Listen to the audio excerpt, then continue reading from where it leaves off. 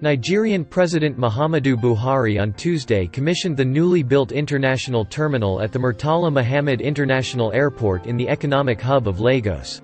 The Chinese-assisted project was designed to handle 20 million passengers in a year while creating 3,000 direct and indirect jobs, Buhari said at the commissioning ceremony in Lagos. With the delivery of this project, a new era of safety, security, and comfort has been ushered into the Nigerian aviation industry, and I am persuaded that it will get better with the passage of time.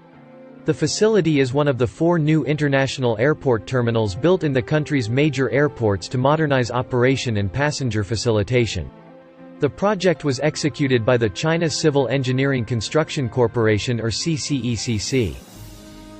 It will not only increase the number of passengers passing through these airports, but also ease the processing of passenger and cargo, which will propel Nigeria into a transportation hub in Africa.